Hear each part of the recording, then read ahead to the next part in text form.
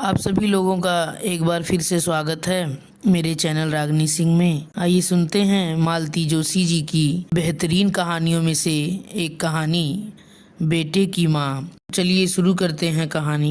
यह रिश्ता भैया के ससुर जी ने ही तय किया था। अम्मा ने एक तरह से यह भार उनके ही सिर डाल दिया था, और कहती भी तो किससे।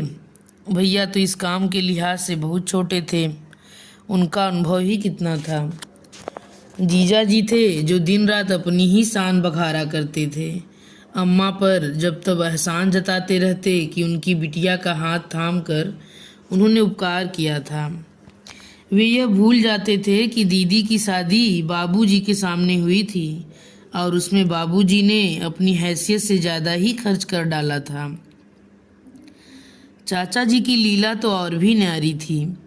एक ही शहर में रहकर महीनों शक्ल नहीं दिखाते थे। हाट बाजार में मिलते तो हाल चाल पूछने से कतराते थे कि कहीं कुछ लेना देना न पड़े, लेकिन जान पहचान वालों के सामने यह दिखावा जरूर करते थे कि स्वर्गीय भाई साहब की गृहस्थी का भार ढोते ढोते उनके कंधे झुकाए हैं। भैया की इंजीनियरिंग की पढ़ाई का तो पता नहीं कहाँ कहाँ रोना रोया था। इसलिए यह बात एक तरह से तय थी कि हम दोनों की शादी के लिए इन दोनों का कोई एहसान नहीं लिया जाएगा। भैया के लिए तो खैर कोई समस्या ही नहीं थी। उन्हें नौकरी बाद में मिली, रिश्ते पहले आने लगे थे। सवाल तो मेरा था। अम्मा को बस मेरी शादी की चिंता ही घुन की तरह खाए जा रही थी। इसलिए उन्होंने सीधे समधी जी से ही बात की। देखिए भाई साहब, दो बार मेहमानों को झेलना मेरे बस का नहीं है। न मेरे पास उतना पैसा है, न काम बटाने वाले हाथ हैं। इसलिए मैं एक ही बार में सब निपटा कर छुट्टी हो लेना चाहती हूँ। किसी तरह इस लड़की के लिए एक वर जुटा दीजिए तो मैं फुर्सत हो जाऊँ। आपकी बेटी के सिर पर भी कोई भार नहीं रहेगा। बेचारे पांडे जी समझ गए कि यह बहन जी का अनुरोध नहीं है, आदेश है। एक तरह से शादी की शर्त ही है। बेचारे अपनी बिटिया के लिए जूते चटका कर हलकान हुए जा रहे थे। अब यह एक और जिम्मेदारी सिर पर आ गई। अपनी लड़की के लिए वर खोजना फिर भी आसान है। आपको अपनी हैसियत का, औकात का पता होता है। भले बुरे की जिम्मेदारी भी आपकी अपनी होती है। दूसरों के लिए काम करते समय तो 10 बार सोचना पड़ता है, पर इंजीनियर दामाद पाने का लालच उन्हें बल दे गया, और वे मेरे लिए भी एक नायाब हीरा खोज कर ले आए। लड़का उन्हीं के शहर कानपुर का था। अंग्रेजी में गोल्ड मेडलिस्ट, MA PhD, अपना मकान, घर में केवल भाई भाभी। मकान भी 2 हिस्सों में बटा हुआ। जब मर्जी हो किराएदारों से खाली करवाकर अलग गृहस्थी बसा लो। इतना अच्छा रिश्ता तो शायद हम लोग भी नहीं खोज पाते, और यहाँ खोजने को था ही कौन। देखने दिखाने का कार्यक्रम कानपुर में ही संपन्न हुआ। हम लोग भाभी की गोद भरने गए थे, भैया भी साथ हो लिए थे। वहीं उन लोगों को बुला लिया गया। परिचित तो थे ही, बात तय हो गई तो खुश हो गए कि परिचय अब रिश्ते में बदल जाएगा। हम लोग किसी तैयारी से नहीं गए थे, फिर भी चाचा जी ने लड़के को 101 रुपये देकर शगुन लिया। उनकी भाभी ने मुझे एक साड़ी दी। सगाई के लिए साई ढूंढने की बात थी, तो उनके भाई बोले, मैं इन ढकोसलों में विश्वास नहीं करता। बात तो हो ही गई है, अब आप शादी की तैयारी कीजिए। सब लोग बहुत खुश थे। ऐसे सुलझे हुए इंसान आजकल कहाँ मिलते हैं। दिवाली के बाद पहले 2 मुहूर्तों पर शादी करना तय हुआ। बीच में 2 दिन का अंतराल था जो कि जरूरी था। इस बीच थोड़ा सा व्यवहारिक आदान प्रदान भी शुरू हो गया था, जैसे जन्मदिन की बधाइयाँ, उपहार आदि। सावन में हमने भाभी के यहाँ राखी डोरा भेजा। मेरी ससुराल से भी सामान आया। शुरू में हम लोग पत्र भी लिखते थे। भैया एक आध बार भी आए थे। फिर देखा कि अम्मा को यह सब अच्छा नहीं लग रहा है तो संयम कर लिया। 3-4 महीनों की ही तो बात थी। जून के अंत में भाभी का रिजल्ट निकला था। इंग्लिश में गोल हो गई थी। भैया बहुत बिगड़े। मैं तो इंग्लिश लिटरेचर देखकर ही रीझा था, नहीं तो आजकल बीए पास लड़कियों को पूछता कौन है। उन्होंने फौरन अपने होने वाले बहनोई को पत्र लिखकर अनुरोध किया कि समय निकालकर सुषमा को थोड़ा कोच कर दें। मेरे लिए प्रतिष्ठा का प्रश्न है। तब भैया कहाँ जानते थे कि वे अपने ही पैरों पर कुल्हाड़ी मार रहे हैं। अम्मा के उत्साह का अंत नहीं था। अपना गठिया बात सब कुछ भूलकर वे तैयारी में जुट गई थीं। उनकी खरीदारी जैसे खत्म ही नहीं हो पा रही थी। एक से एक गहने, एक से एक साड़ियाँ, एक से एक स्वेटर्स, एक से एक सूट। बेटी और बहू में, बेटे और दामाद में वे कोई फर्क नहीं कर रही थी।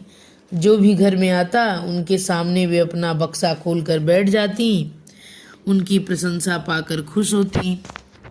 बाबूजी की मृत्यु के बाद पहली बार उन्हें इतना खुश देखा। फिर उस खुशी को पता नहीं किसकी नज़र लग गई। श्राद्धों तक तो अम्मा दम साधे बैठी रहीं, पर नवरात्रि के शुरू होते ही वे हरकत में आ गईं। और वह जरूरी भी तो था। 2 शादियां थी, कोई मजाक नहीं था।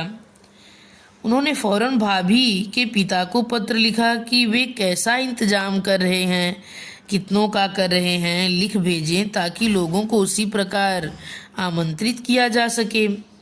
फिर राजेश के भाई साहब को भी लिखा कि वे कितने लोग आ रहे हैं, कैसी व्यवस्था चाहते हैं, लिखें ताकि यहाँ सब सिलसिलेवार हो सके। बैंड आप अपना लाएंगे कि हम यहाँ ठीक करें? क्या आपकी बारात में महिलाएं होंगी? क्या उनकी अलग व्यवस्था करनी? अम्मा ने लगातार कोई 3-4 चिट्ठियाँ लिखी होंगी, पर कोई उत्तर नहीं आया। फिर टेलीग्राम दिए गए। पांडे जी तो उसे भी पी गए, पर राजेश के भाई साहब का 1-2 लाइन का पोस्ट कार्ड आया कि हो सके तो तारीख आगे बढ़ा दें। अम्मा तो एकदम बौरा गईं। तारीख आगे बढ़ाना कोई मजाक है? यहाँ सबका बयाना दिए बैठे हैं, वह तो डूब ही जाएगा। फिर दोबारा व्यवस्था होना क्या इतना सरल है? 4 महीने पहले से हॉल बुक कराना होता है। समय पर हलवाई न मिलते हैं, न बैंड वाले। शामियाने तक बुक हो जाते हैं। हार कर अम्मा ने जीजा जी को कानपुर भेजा कि ठीक से सारी बातें तय करके आएं। किया धरा तो उन्होंने कुछ भी नहीं, उल्टे आते ही बरस पड़े। ऐसी ही बेइज्जती करवानी हो तो आगे से हमें न भेजा कीजिए। आखिर हुआ क्या? होना क्या था? लोगों ने तो हमें हरकारा समझ लिया। किसी ने सीधे मुंह बात तक नहीं की। राजेश जी तो हमें देखकर सीधे दिल्ली खिसक लिए। बोले जरूरी सेमिनार है। उनके भाई साहब बुखार का बहाना बनाकर कमरे में दुबक गए।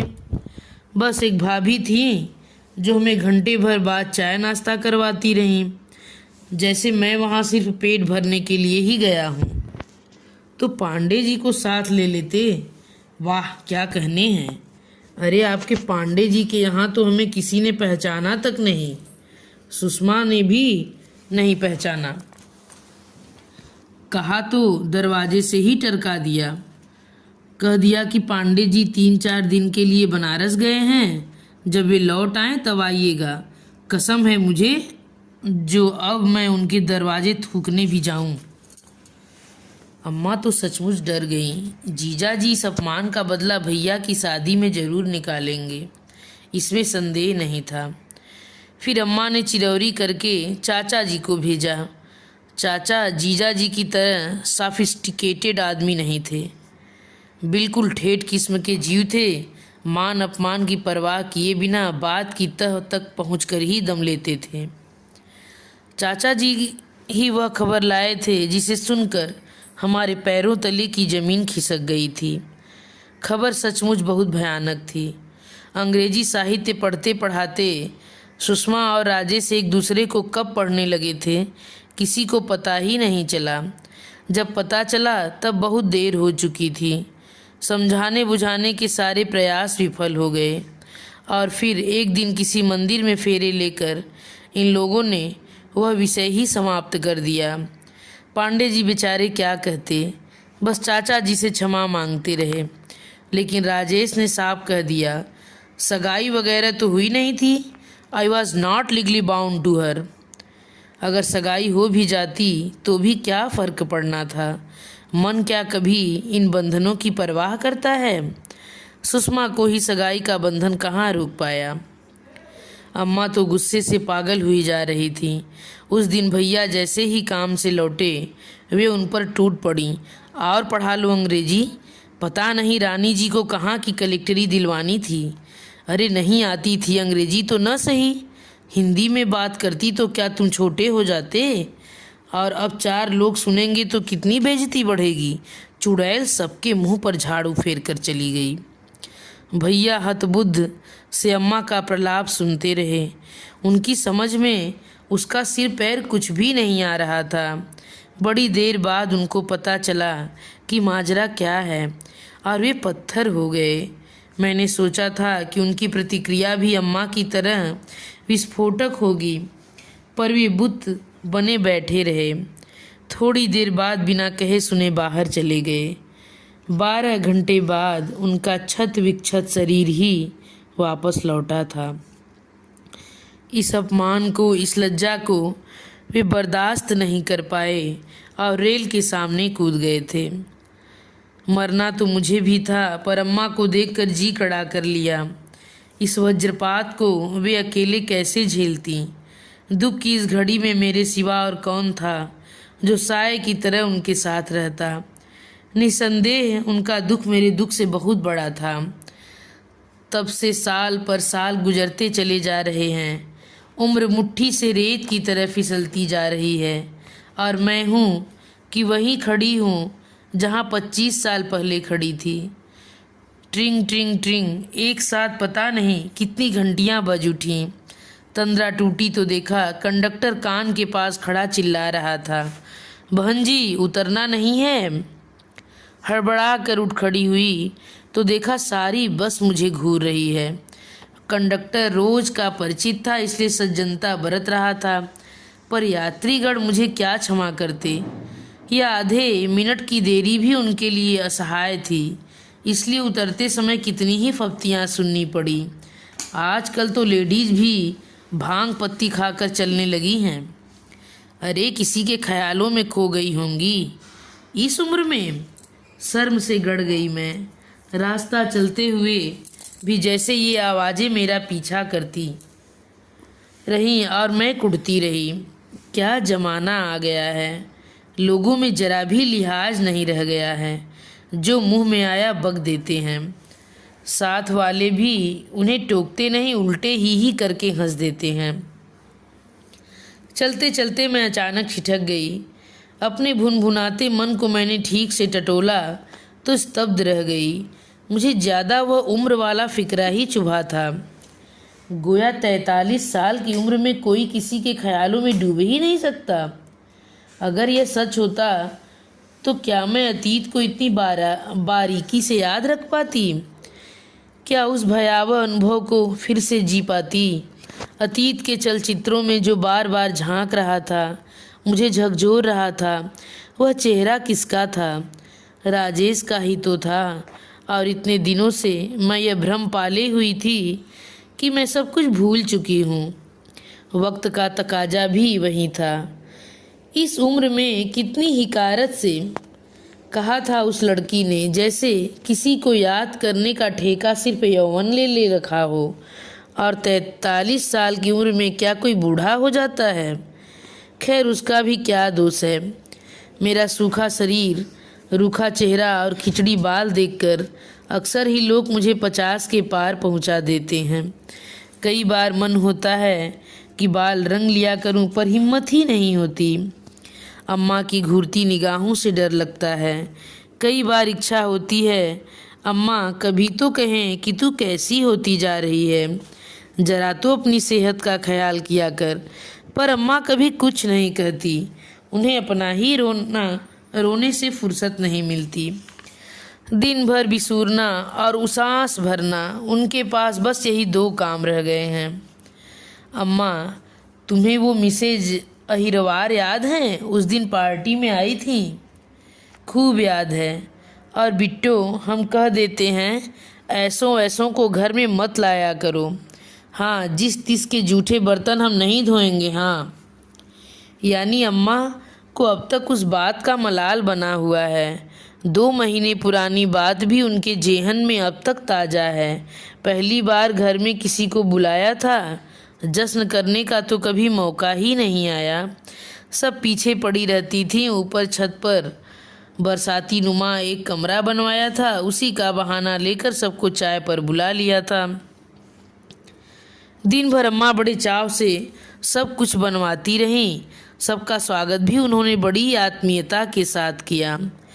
पर जैसे ही मैंने एक एक का परिचय देना शुरू किया, उनके चेहरे का रंग बदलने लगा। खाने में उन्होंने हमारा साथ नहीं दिया, जिसका किसी ने बुरा भी नहीं माना। पर जब सारी टीम मदद करने के बहाने चौके में घुस आई तो समझ गई कि आज रात अम्मा का उपवास रहेगा। एक बूंद पानी भी वे नहीं पिएंगी। सबके जाने के बाद रात को मैंने बर्तन समेटे। महरी तो कभी घर में थी ही नहीं, अपने आप ही सब कुछ करना था। अम्मा से बस मैंने कप प्लेट धोने के लिए कहा था। उन्होंने मना तो नहीं किया, पर इतना कुछ सुना दिया मानो मैंने उनका बुढ़ापा ही खराब कर दिया हो। इतना ताव आया था मुझे। मान लो आज भैया होते तो घर में रोज़ रोज़ पार्टियां होती, तब भी क्या अम्मा ऐसे ही झींकती? दूसरे ही क्षण ख्याल आया, भैया होते तो अम्मा बर्तन क्यों धोती? इंजीनियर की माँ होती वे, नौकरों की पलटन पर राज करती। अहिरवार की कोई बात कर रही थी न तुम? अम्मा ने टोका। किस्सों में उन्हें बेहद रुचि है। समझती हैं कि बिट्टो ने जब बात उठाई है तो बेमतलब नहीं होगी। मिसेज अहिरवार की बहन का लड़का उनके यहाँ आया हुआ है। सो अकेला नहीं है अम्मा, एक लड़की भी साथ में है। कानपुर के वाजपेयी परिवार की है। लड़की की माँ ने जहर खा लिया है, बाप को हार्ट अटैक हो गया है। दोनों अस्पताल में भर्ती हैं। लड़की का बड़ा भाई पिस्तौल लेकर घूम रहा है कि या तो बहन को वापस ले जाएगा या दोनों को मार देगा। फांसी भी हो जाए तो परवाह नहीं। मिसेज अहिरवार बेचारी खूब रो रही थी। इतना गुड़ी लड़का है, बैंक में ऑफिसर है, बहन की सारी आशाएं उस पर टिकी हुई हैं। यह तो लड़की भगाने से पहले सोचना था ना। उसने भगाई नहीं है अम्मा, लड़की खुद उसके साथ आई है। वह कोई बच्ची नहीं है, उसके साथ बैंक में काम करती है। पढ़ लिख कर यही तो होगा। अम्मा का ये तकिया कलाम है, जहाँ कुछ उल्टा सीधा सुना सारा दोष पढ़ाई के सिर मढ़ दिया। जैसे पढ़ लिख कर सभी लड़कियाँ आवारा हो जाती हैं। एक मैं भी तो हूँ, पढ़ी लिखी हूँ, नौकरी कर रही हूँ, फिर भी पिछले 25 सालों से जोग धारण किए। पर अम्मा की आंखें मुझे तो शायद कभी देखती ही नहीं। अम्मा, उस लड़की के माँ बाप कौन है जानती हो? कौन? वही जो कभी तुम्हारी बहू और दामाद बनने वाले थे। अम्मा का मुंह खुला का खुला रह गया। नाम और गली जरा परिचित सा लगा तो मैंने कुरेद कर पूछ लिया था, अम्मा मेरा ख्याल है हम बिटिया का विधिवत कन्यादान कर ही दें। किसी दिन वो तुम्हारी भी पोती हो सकती थी। खबरदार, अम्मा दहाड़ी। उस कुलच्छनी, प्लीज अम्मा। अम्मा का पैंतरा देखकर मैंने ज़बरदस्ती उन्हें टोक दिया, क्योंकि जब वे गाली देने लगती हैं तो ऐसी गालियां देती हैं कि कान बजने लगते हैं। खासकर सुषमा के लिए तो उनके पास इन अनमोल बोलों का अक्षय कोश है। राजेश हर बार सांप बच जाते हैं, क्योंकि हत्या तो भैया की हुई है। मुझे भी किसी ने जिंदा लाश बना दिया है, यह उन्हें नज़र नहीं आता। मेरे टोकने से अम्मा की धारा प्रवाह गालियों पर ब्रेक तो लग गया, पर उनका बुदबुदाना अब भी जारी था। अम्मा, मैंने कहा, क्यों अपनी जबान गंदी करती हो? अपनी करनी तो वे खुद ही भोग रहे हैं। बिट्टो, यह तो होना था। बबूल में भी कभी आम फले हैं? ऐसी माँ की कोख से सती सावित्री तो पैदा होने से रही। इसलिए तो कहते हैं कि भगवान के घर देर है अंधेर नहीं है। सच, मुझे तो आज बड़ी तसल्ली हो रही है। कलेजे पर ठंडक पड़ गई है मेरे। जितना मुझे उसने रुलाया है, भोलेनाथ उससे ज़्यादा उसे कल पाएंगे। मरते समय कोई पानी देने वाला भी पास में न होगा। अम्मा बदस्तूर शुरू हो गई थी। घर की दीवारें उनकी बद्दुआओं से प्रतिध्वनित हो रही थीं। एक एक शब्द कानों पर हथौड़े की तरह पड़ रहा था, पर अब उन्हें चुप कराने की सामर्थ्य मुझ में नहीं थी। पूरी शाम उनका बड़बड़ाना जारी था। रात खाना खाते समय भी खासे मूड में थी। बार बार कह रही थी, तुझे अच्छा नहीं लगेगा इसलिए रुक गई, नहीं तो आज ठाकुर जी को हलवा पूड़ी खिलाने का मन हो रहा था। कितने दिनों बाद उन्होंने एक अच्छी खबर सुनाई है। जी खुश हो गया। आज मेरी आत्मा को शांति मिली है। सालों साल मैंने आँखों में रात काटी है। आज मैं चैन की नींद सोऊंगी। मुझे लेकिन रात भर नींद नहीं आई। फुर्सत में लेटे लेटे जब अपना ही मुआयना किया तो मैं चकित रह गई। मेरी नींद खुशी ने उड़ा दी थी। हाँ, सचमुच में बहुत खुश थी। शायद अम्मा से भी ज़्यादा खुश थी। मुझे अम्मा से ईर्ष्या हो रही थी। कितनी सुखी हैं वे। बेखटके मन की बात कह डालती हैं और मैं सभ्यता का मुखौटा ओढ़े बेवजह अपने में कुड़ रही हूँ। अपना यह स्वांग किसे दिखाना है मुझे, किसे रिझाना है? मैं खुलकर कहती क्यों नहीं कि आज मेरे कलेजे पर भी ठंडक पड़ी है, मेरी बद्दुआएं भी रंग लाई हैं। तुमने हम दोनों भाई बहनों की जिंदगी उजाड़ दी थी। आज तुम्हारे दोनों बच्चों के सिर पर भी काल नाच रहा है। ईश्वर ने बहुत सही न्याय किया है। पर मज़े की बात यह थी कि मेरा सारा रोष आक्रोश राजेश के लिए था।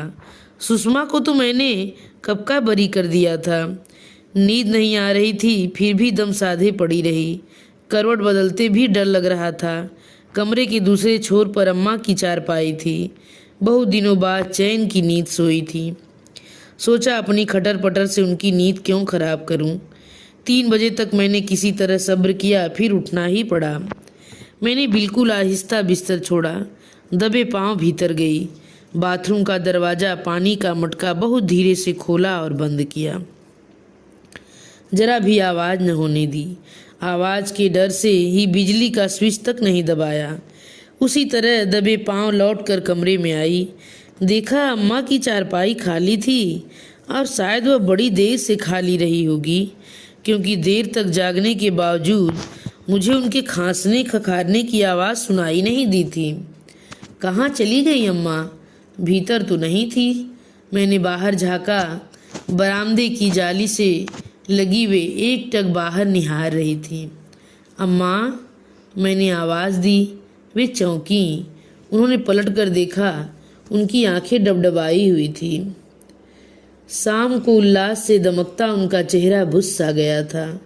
क्या बात है अम्मा, नींद नहीं आ रही है? उत्तर में उन्होंने फिर शून्य में नजरें गड़ा दी। डूबती सी आवाज़ में बोली, सब किस्मत की बात है लली। एक वह बेटा है जो घर की आन बान के लिए मरने मारने को उतारू हो गया है। एक हमारे थे जो चुपचाप पटरी पर लेट गए। यह भी न सोचा कि अम्मा का बुढ़ापा कैसे कटेगा। मैं स्तब्ध रह गई। अम्मा की पीठ पर रखा मेरा हाथ बर्फ हो गया। तो क्या अम्मा सारी रात जाग कर इसी का मातम मना रही थीं? क्या वे बिल्कुल भूल गई हैं कि उनके बुढ़ापे की गरिमा बनाए रखने के लिए मैंने अपना यौवन राख कर दिया है? वे फपक कर रो पड़ी थी, पर मैं जड़वत खड़ी रह गई। उन्हें सांत्वना देने का जरा भी मन नहीं हुआ, क्योंकि पता था कि इन आंसुओं में से एक भी मेरे लिए नहीं है। मेरे लिए, मेरे उजड़े अतीत के लिए, मेरे सूने भविष्य के लिए, मेरे बिखरे सपनों के लिए अम्मा कब रोई थी जो आज रोएंगी। आज पक्का विश्वास हो गया अपने को कि जिनके लिए तिल तिल जी रही थी वे मेरी माँ नहीं है, वे तो भैया की माँ हैं, अपने बेटे की माँ। इसी के साथ यह कहानी समाप्त होती है।